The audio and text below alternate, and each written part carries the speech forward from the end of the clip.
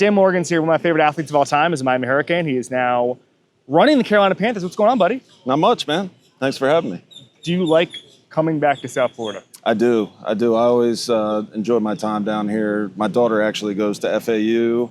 I didn't know that. Yeah. Okay. My parents, they Proud still owl. live in Coral Springs. So, yeah, it's always good to come back down here and see family and see friends. I was just talking to someone at FAU because I was like, if you're not going to like XYZ school, go to school on the beach. Yep. You know, like if you're not going for something specific, you're like, I got to be an engineer. I'm going to this. Like if you can just go to school for the sake of school. Oh, no doubt. Go on the beach. Yeah. It's FAU. not a bad spot. It's not a bad spot. Yeah. It ain't a bad spot. It's a little expensive for Dad, but it's not too bad. We're working on it. We're working on that. We're getting scholarships, something like that. All right, I want to start here. I'm asking everybody this. We'll cycle through, including your head coach yesterday. Mm-hmm. Biggest difference between the team last year, team this year. So 2024 Panthers to 2025 Panthers. Biggest difference will be what? Yeah, I think, our point of emphasis, coming into the offseason, coming into free agency was, our defensive front. Our defensive front struggled a little bit, last season, stopping the run.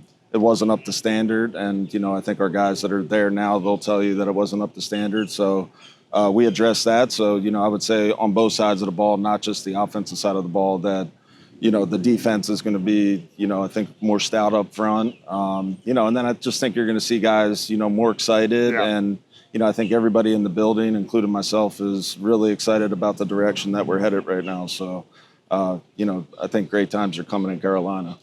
I agree with you. With Bryce in particular, so we had Dave on yesterday, and we were talking about the quarterback journey he took and kind of lessons from it. When you see Bryce Young's development, what don't I understand? What if you're in the building every day and you see the way Bryce has been able to go from what he was in 2023 to what he was at the beginning of 2024 to what he was in Week 18?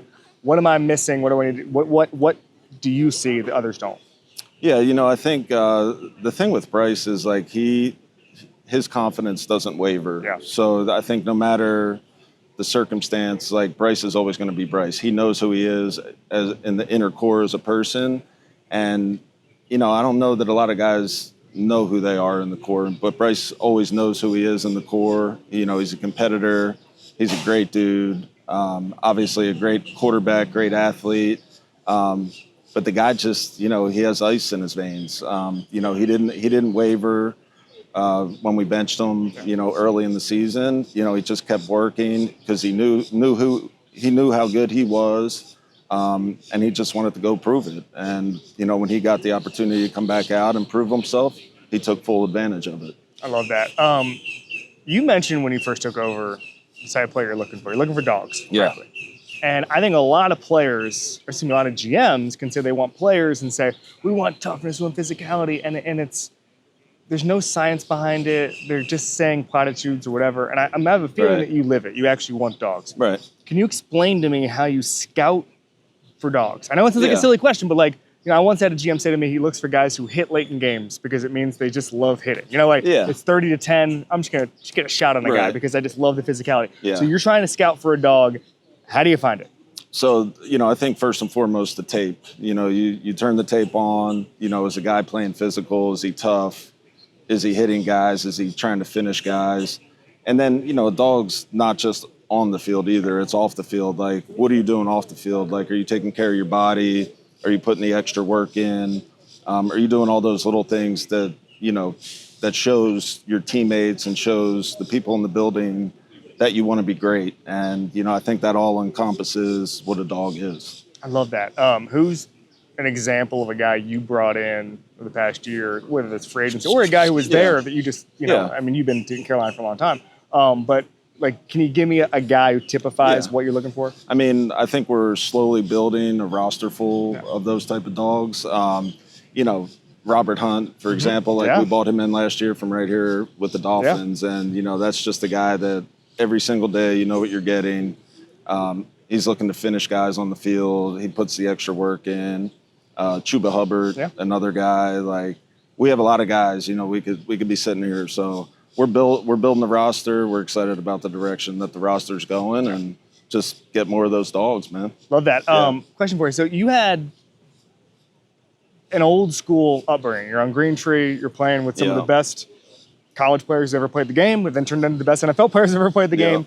And I think there's probably an impulse for you to see the game like that forever because of what you saw those years, best college football team of all time. Right. College football's changed so much, Yeah. so much, where these guys are on year-to-year contracts, basically. Yep. I've had GMs say to me, and this isn't necessarily a bad thing, but like, you can't de-recruit kids anymore. Where Right. it's like you used to know, hey, these guys are going to this program, they're a 5-star. All right, well, so-and-so will get the 5-star kicked out of them by freshman year. Yep. You know, different things come up in draft meetings where it's like those guys are looking for more like, how can you use me instead of vice versa. Yep. How have you adapted, knowing how you came up? How have you adapted to what the new prospect is like in meetings, in workouts, that kind of stuff? Yeah, I think not so much adapting, but like I think it's still finding those guys that have that old school mentality, and like, you know, a lot of these kids are still great kids. You know, and they're still hard workers. They're just happen to be making a lot more money than what I made back in the day, or what my teammates Or they need made. to have more playing time here. Exactly.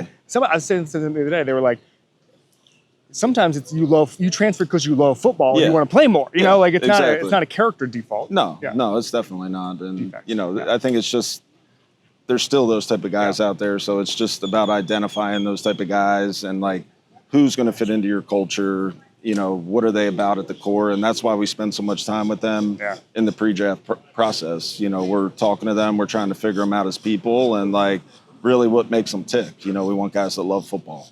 I love that. Couple quick ones for you. First of all, we do something called Badasses. And whenever there's a Miami guy, it becomes a Miami thing. We had Clint Hurt on at the Super Bowl a couple weeks ago, and he told the story It's my former roommate. There you go. So he told the story that I guess had never come out before publicly about Sean Taylor wiping out Kellen Winslow during a practice. That got some buzz there a couple weeks ago. But obviously, when you're on the Miami guys, it becomes the Miami story time. But you obviously played in the NFL. You played with some real badasses at the NFL level. I'll leave it open to you. The biggest badass you've ever been around in football is who? Oh, man. That's tough because I think I've been around a lot of them. I really, like, I kind of hate to, like, bail out, but there's a lot of guys that I think were badasses. Like, you know, going in practice, going against, like, Edgerrin James, going against Clinton Portis, Willis McGahee. Like, Willis McGahee's our scout team running back. Like, I don't know that there's a better scout team running back in the nation at the time. So, like, there's just countless guys that we played with. Jeremy Shockey, like, there's a lot of those dudes that were tough, man. It's hard to just say one. Can you explain to me what practicing with the best college team of all time looked like? Like, explain, you walk onto that field, and you know how good these guys are. It makes games easy, let's put it that way. Like, when you're going against Edgerrin James and Clinton Portis and Willis McGahee, Andre Johnson's on our scout team. He's our scout team receiver. Bryant McKinney's on our scout team. Like, we're going against teams, you know, that week. Like, it really doesn't feel like competition. Like, you've been going through it all week. So, it's definitely a unique place, and Mario's bringing that back. He really, and the talent stacking and just the ability. You know, you grew up down here. There's so many good guys. And if you just keep them home, no doubt. T.Y. Hilton. Just stay in Broward and Dade County, and you're good to go. Just learn how to scout those guys. The reason Jimmy Johnson did so well is he had the best scouting eye like ever, and he was able to take this guy and this guy and this guy. Butch Davis did the same thing. Obviously, he built some of these guys. He was able to get the 5 stars, the 4 stars, but he was able to take the 3-star. Who he's actually going to be good. Ed Reed, famously a 2-star. I was a 3-star. You were a 3-star. There's something to that. Ken Dorsey out in California, Martin Bibla up in Pennsylvania. Like, Ken Dorsey told me that Butch never saw him play football in person. Really? Only saw him play basketball. Imagine the confidence of being like, we'll take the point guard. We're all good. We're all good. All right, we do something with everybody called one rep back. When it's a player, so you can do player or evaluator. Okay. You get to do one thing over in your career. So if it's an evaluator, we only say you have to do an eval back. If it's a player, you get to do one play back in your career. Do it differently, do it better. With coaches, we ask for play call. Obviously, you don't have that. Right. So you can go anywhere, one play or evaluation, your entire career to do it differently. Oh, one play, like So in my personnel career, like that's pretty easy. I was with the Seahawks when we threw the ball at the 1-yard line and it got intercepted by. Well, no, but you didn't do that. You didn't do that. I was part of that though. That was the most painful experience of my football career. So That one really comes to mind. What about playing career? Playing career wise, I really can't think of one off the top of my head. I mean, obviously, like we lost the Super Bowl, so like I wish I could have levitated a little more and blocked Vinatieri's winning field goal, at the end of the game. But like, I really, I try to live my life to where like I don't really regret anything. I like that. Just kind of like do the best I can and live with no regrets. We have one more question. Yeah. It's important. You mentioned Mario building this. When people say the U is back, I get offended because that's not. Yeah. It's so the U being back is. I mean, they won 5 national championships. No doubt. They assembled the best college football team of Yeah. all time. When will you be back, in your opinion? Like, I don't mean time-wise. I mean, like, what does it mean? Like, what does that phrase mean, and when will that happen? How does it happen? Yeah, I think, Miami being back, it's like more of a culture thing than anything. Like people don't understand that like when you walk down into that building, like it's a fraternity of guys that like they don't only care for each other on the field, but they really care for each other off the field. So like to me, I could, teammates that I haven't seen in years, like I see them out here and it's like I never, was never away from them. So I think it's really about that. Love it. Thanks so much. Yeah, no problem, man.